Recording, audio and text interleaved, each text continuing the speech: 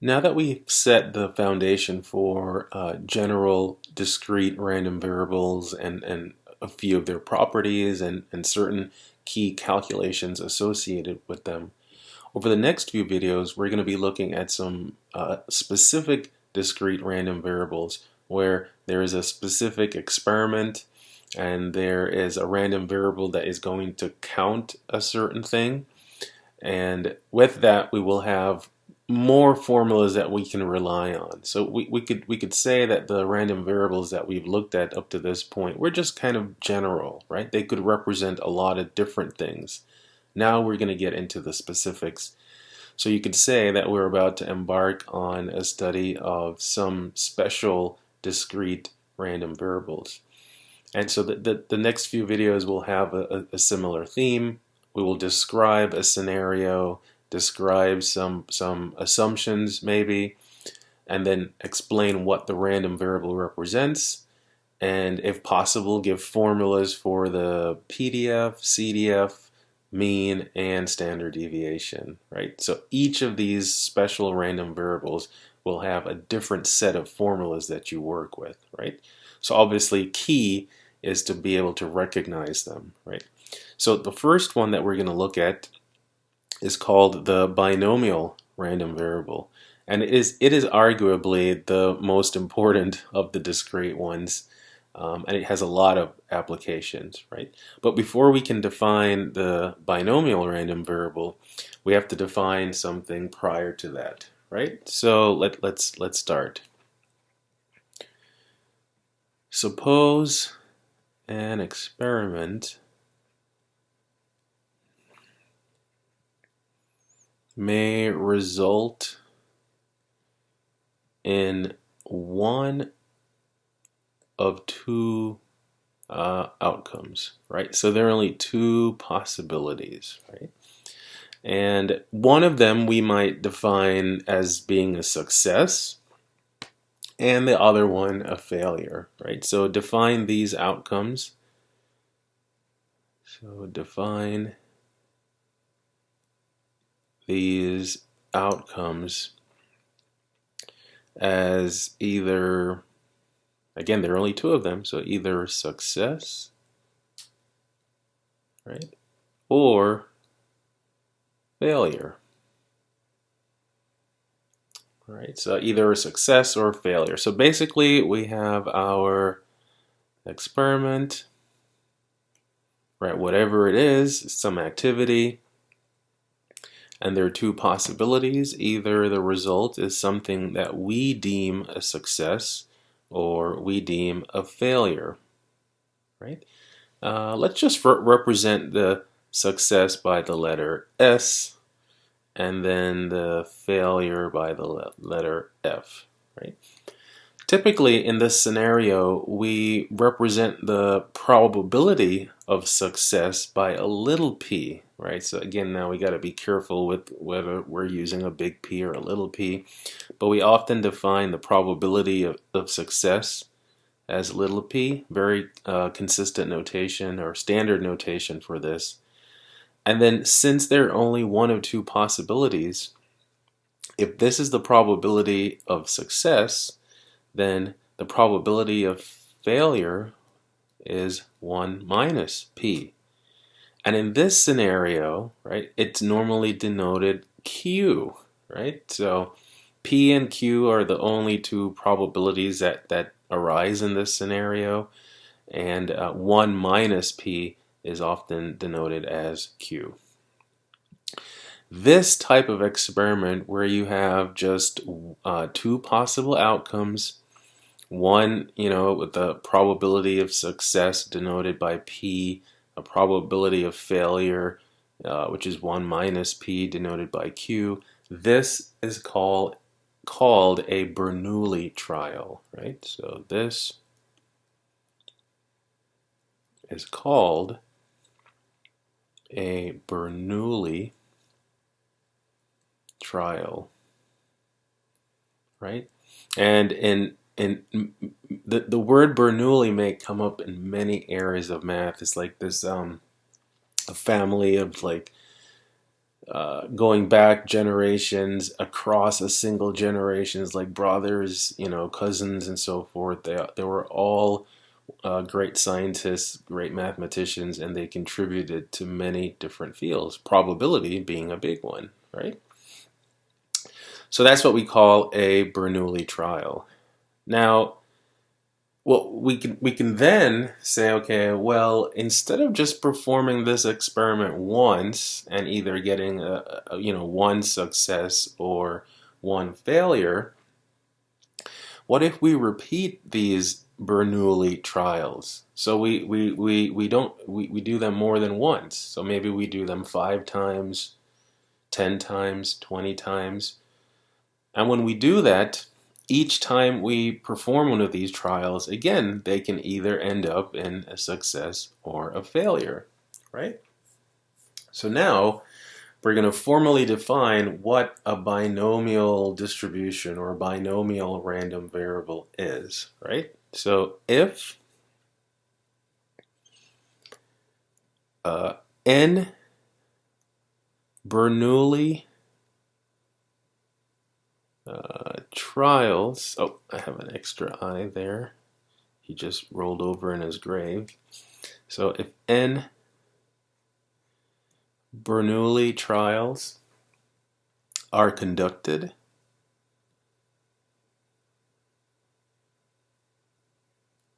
right? And let's now list some very specific requirements, right? So if we perform, so it's basically the idea of not doing the experiment more than once, right? So you do it once, and this is all you're going to see. Well, what if you do it 5 times or 10 times, right? So if we repeat our Bernoulli trials, and here are some assumptions. One, the trials are all independent, right? So whatever the outcome on the first trial, it does not affect the outcomes on the subsequent trials, right? So, and the trials are independent. So that's big, right? Now we know how important independence can be. Important in the sense that it simplifies a lot of the mathematics involved, right? So the trials are independent. Two, each trial has the same probability of success, right? So the p is constant, right? So each trial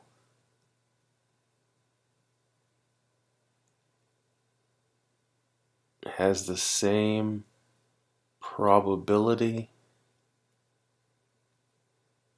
of success, right? And of course that's p. And the third thing is now we get to define our random variable, right? And x, so we're going to still use our big X to represent the random variable. Well, what does this x represent? Well, if you think about it, it represents the kind of an obvious thing. X is the number of successes in the n trials, right? In the n trials, right? So we have this scenario where we have an experiment that results in one of two things, success or failure, and now we're going to repeat that experiment, but in such a way that each trial is independent of all the other trials.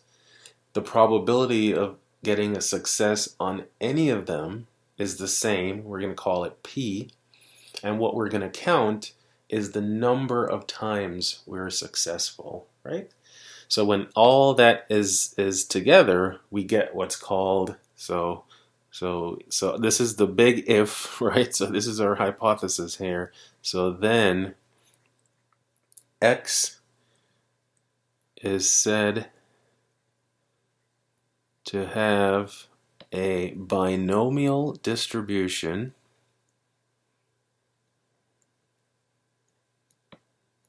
right? So either we say that the random variable has a certain distribution, so it's said to have a binomial distribution, or X is said to be a binomial random variable, right? So again, I'll just abbreviate it, binomial random variable, with parameters. So with parameters n, right, because that's the number of trials that can change, right? And for different binomial experiments, you can have different values of p. So the n is one parameter, right? And the probability of success for that particular experiment is another parameter. So these two can change from experiment to experiment, but within an experiment, this is fixed and this is fixed, right? And then here is some notation that goes along with it. You'll see this notation a lot. So here is our random variable. Now, in the context of probability distributions, we use a little tilde like this to represent, it basically says that X follows or X is distributed as A, and then the notation that we're going to use for the binomial is B, big B for binomial, and then in parentheses we're going to put these two numbers. So we always put the number of trials, number of independent trials first, and then the probability of success on each of them. So this will be our notation, very, very standard notation for the binomial, and sometimes it's just the letter B. You may see this, and again, the reason I am giving you alternatives is just that if you look at all the resources, sometimes you might see this, which obviously is an abbreviation for binomial, and B by itself is an even shorter abbreviation of binomial, right? So it's a very simple type of setup, right? Nothing unreasonable here, right? And to give you a simple example of this, and this is something we've talked about before, so just as an example of a binomial experiment would be this. Toss a fair coin 15 times, right? And then we define, let X represent the number of heads observed, right? Good old coin toss, right? It's such a good simple experiment that can be used to illustrate, sometimes seemingly complicated ideas, right?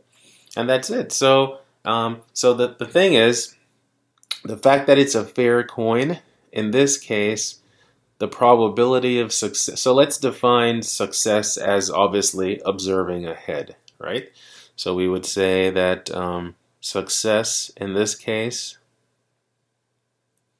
is defined as observing a head on any of the 15 tosses, right? So observing a head. And so in this case, the probability of success, our little p, would just be 0.5 because we're saying it's a fairly balanced coin, right? It's equally likely to observe a head or a tail, and because those are the only two outcomes, so then your probability has to be split evenly between the two, right? 50-50. So the probability of success here is p. Which then means the probability of failure, or Q, which is 1 minus P, is also 50%. Again, makes sense, right? And also our N would be the 15. And even though it's not stated, it clearly, with nothing else added to these ingredients of this experiment, whatever happens on the first coin toss is not going to affect what happens on the second, the third, all the way through the 15th. So independence here is almost implied just based on how the experiment is defined. So putting this all together, we can then write and say that this particular random variable follows or is distributed as a binomial random variable with parameters 15 and 0.5, right? And what happens is for different values of n and for different values of p, we could actually go through and figure out using our counting techniques and using our probability rules now, what is the probability that x is equal to 0 or x is equal to 1 and so forth. But the nice thing about these special random variables is that they come with pre-packaged PDFs, right?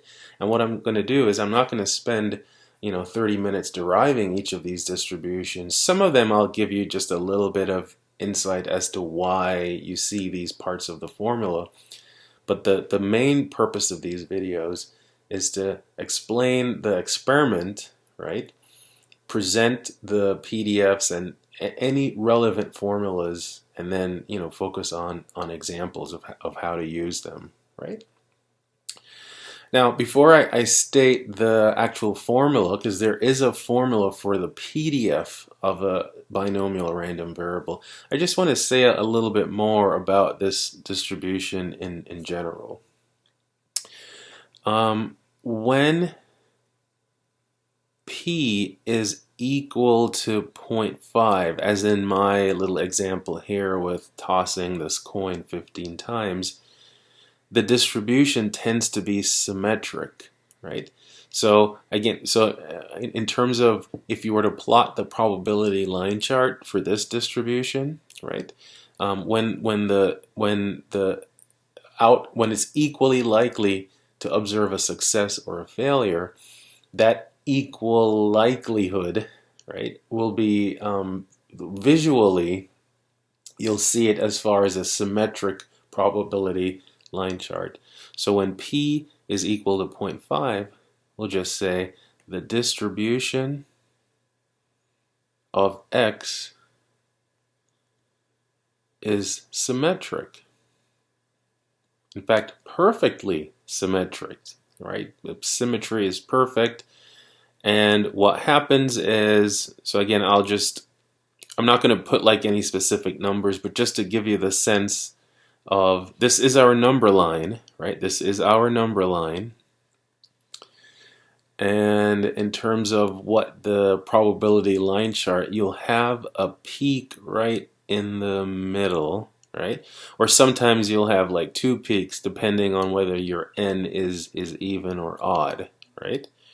But in general, with a p of 0.5, you'll have a peak, and then you'll see it just kind of taper off in both directions like this, right? And that's that's the symmetry there, right? And then let's say it tapers off like this. So perfect symmetry. I'm not even saying almost symmetric, but perfectly symmetric. And in a bit we'll be able to figure out where this peak happens, right? But that's what it looks like when you have a p that is that's equal to 50% or 0.5. If your p is less than 0.5, then what it means is you are less likely to see a success than a failure. So you would rather, so let's say this, right? So let me do this. So when your p is less than 0.5, again, what this means is it is more likely for you to observe a failure than a success. So the probability of success will be less than the probability of a failure, right? So that means you would expect to see smaller values of success. So your x would be smaller since you would observe fewer successes. So what that means is, if you kind of think about it, now the peak would come early because again, you're more likely to see fewer successes than failures. So now you'll have this kind of distribution. And again, this is somewhat exaggerated, but it might, taper off like this, right? Because your P is less than 50%, right? The X, which counts the number of successes, would be on the low end, right? You're not going to see a lot of successes in this situation, right? So your P, with your distribution with a P that's less than 0.5 is going to be skewed to the right, right? Remember, it's skewed in the direction of the tail. And then similarly, when your P is greater than 0.5, well, what are we going to see? Well, if it's more likely that you observe a success than a failure, then your X values are going to be bigger. So you're going to have a higher probability associated with larger values of X. So it's unlikely that you're just going to see a few successes, but then much more likely to look like this. Right? And again, it doesn't have to go all the way. In fact, let me do this, and then let me do another one. The peak doesn't have to come right here, but in general, there's a greater likelihood of observing larger values of X if your probability of success is greater than 0.5, right? So again, if you remember when we did this, and we can actually label them, so this is, as I said there, symmetric, right? And then this one is skewed to the right, so skewed to the right. And then this one is skewed to the left. And remember, it's the direction of the tail, the shorter bars, that represents the skewness, not the higher ones, right? So skewed to the left, right?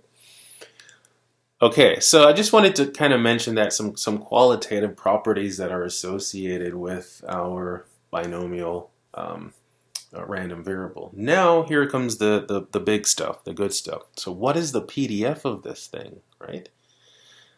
Well, let me just kind of give you an outline as to where it comes from. So now we're going to try to answer this question, but instead of just writing it down, I always have the urge to give you even a little intuition behind it. So the question now is, what is the PDF of X, right? Well, maybe this question is even a little too, maybe there's something else we need to answer before. Well, I guess we could incorporate it with the notion of the PDF, because in a PDF, it has to give you two things. It has to tell you all the possible values of X, and then it has to tell you the associated probabilities, right? Well, let's start with the sample space. So if we look at our sample space, well, again, little x. So we're performing a fixed number of trials. We're going to call that n. And we're counting out of those n trials, how many of them are successes? Well, we might just be, the most unlucky, set of people in the world, and we observe 0 successes. So we might repeat the experiment 20 times and not see 1 success, right? So, 0 is a possibility, and again, in a second we will come up with a model that will tell us how likely or unlikely is this to occur, right? But then we could observe 1 out of the n successes, or 2 out of the n successes. And then, we could be really lucky. We could observe n minus 1 out of the n as successes, or we could observe all n successes, right? So our binomial random variable is a finite random variable. It can the sample space always consists of n plus 1 possibilities because we have to include the 0, right? So based on this, we can say that this one is finite, right? And again, we know what that means. And then here's the question. What are the associated probabilities? So what are the associated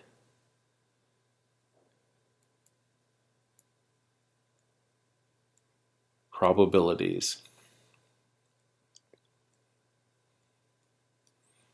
Right, and this is where I'll just kind of give you just an outline of how everything comes together.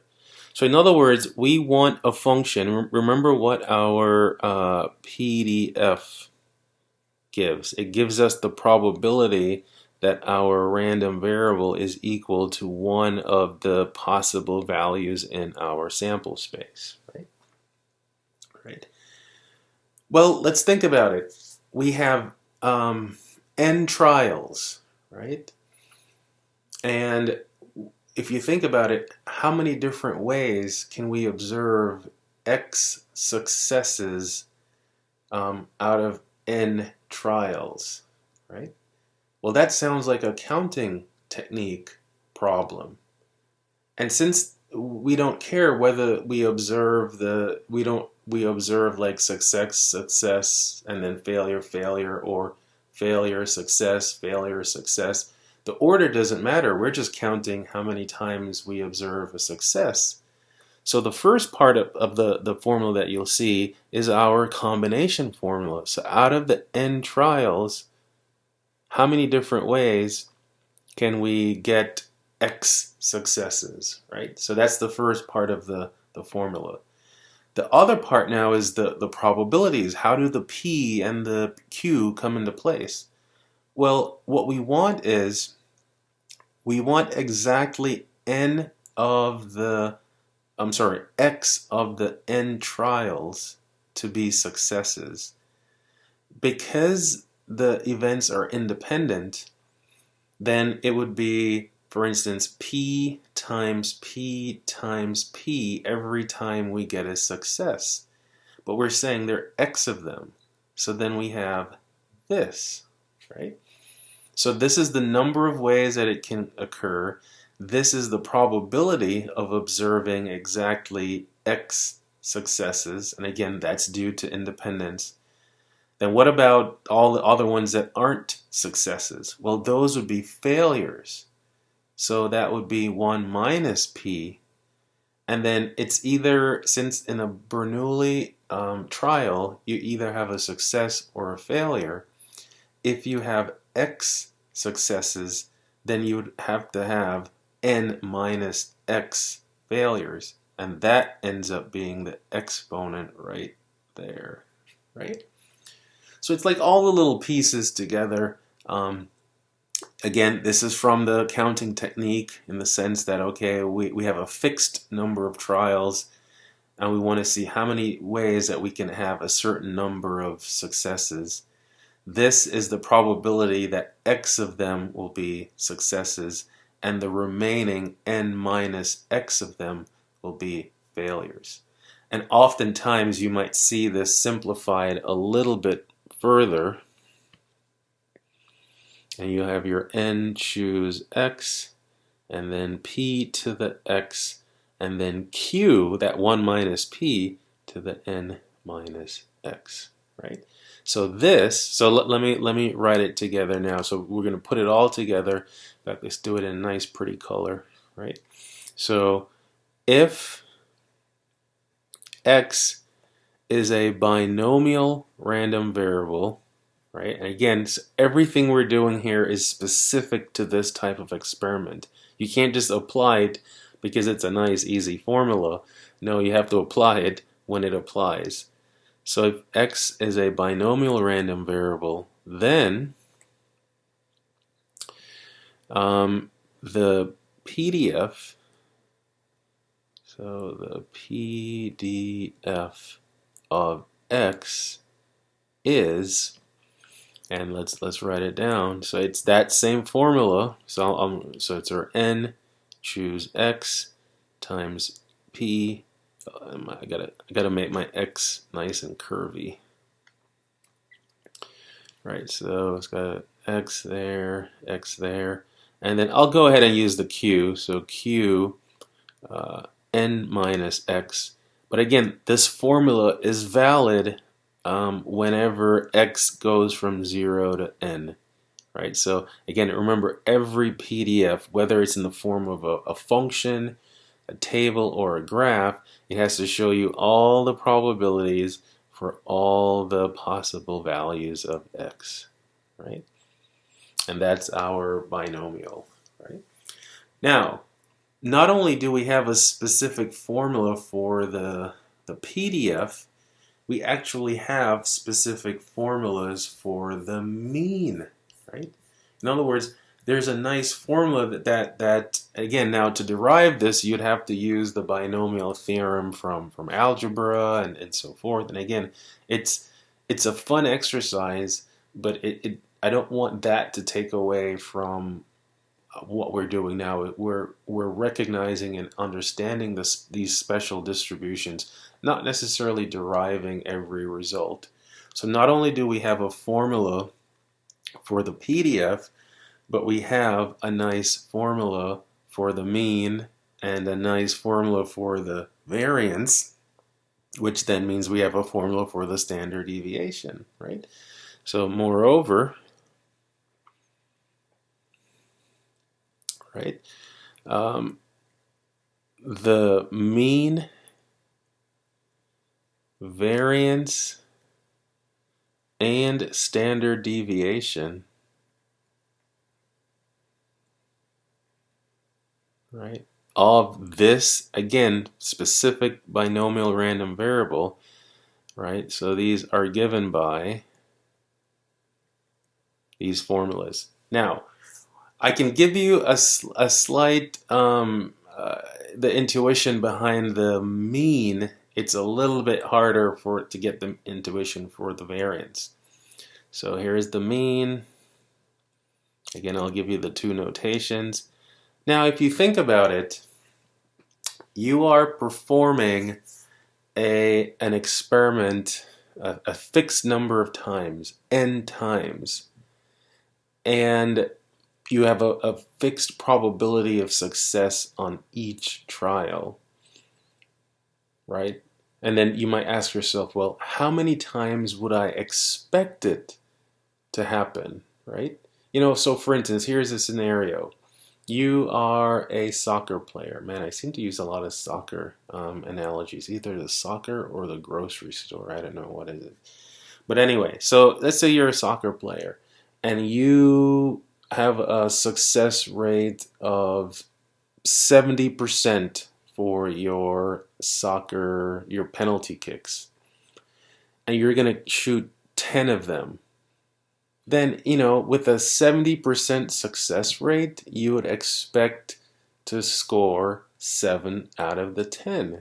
Meaning you would expect, so you take your 70%, which is 0.7, multiply it by the number of trials, and you'll get your 7, and that's kind of how much you would expect.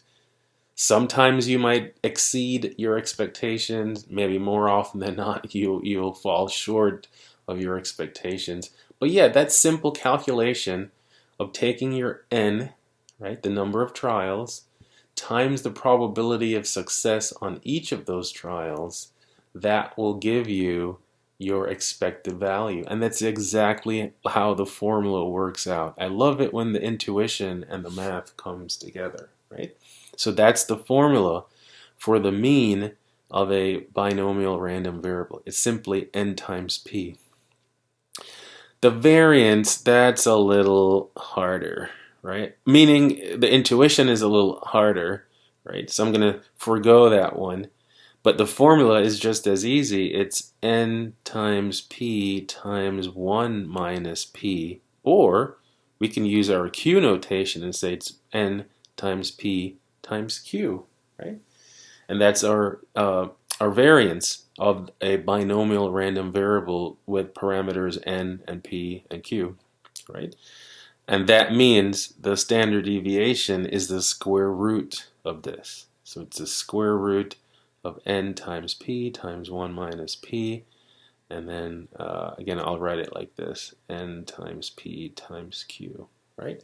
So, I mean, you couldn't ask for, simpler formulas, right? So we don't have to use the definition of the mean or variance or standard deviation.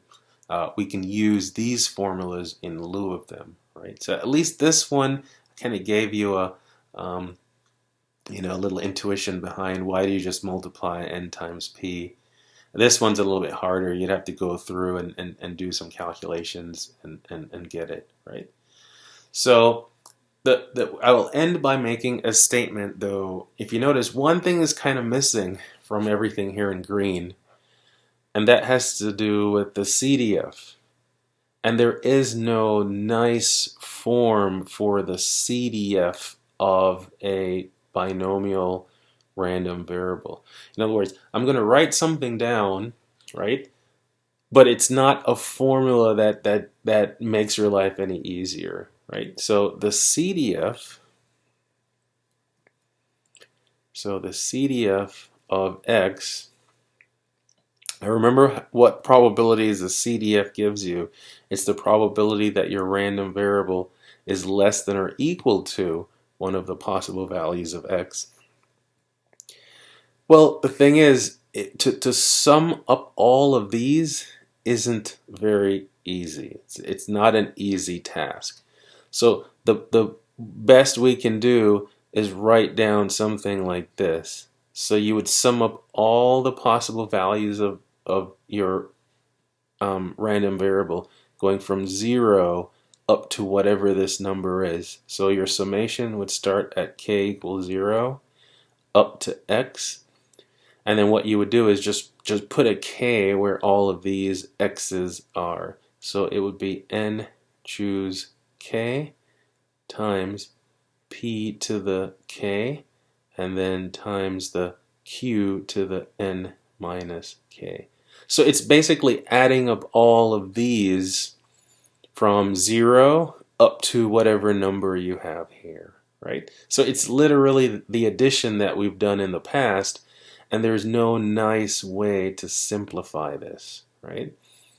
So does that mean we have to actually do the addition every time by hand? It turns out we don't, right?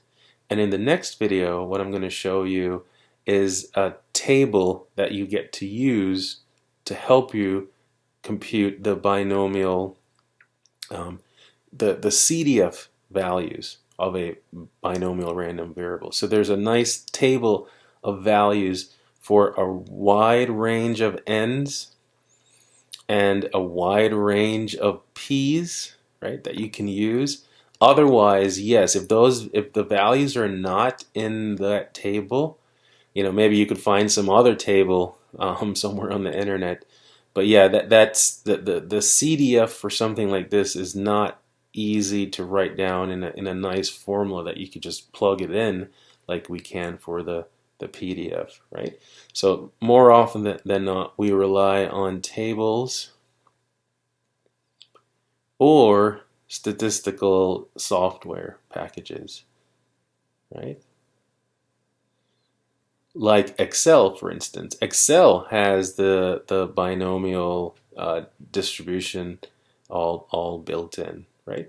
So in a previous video, we will look, and now that I think about it, it might be a nice video to show how to do it in Excel as well, right? But definitely, for sure, we will look at the binomial table and how to use it. All right. So there's your first special discrete random variable. Next up, we will take a look at the table and then some specific problems. And yep, we're off to the races on these. See you soon.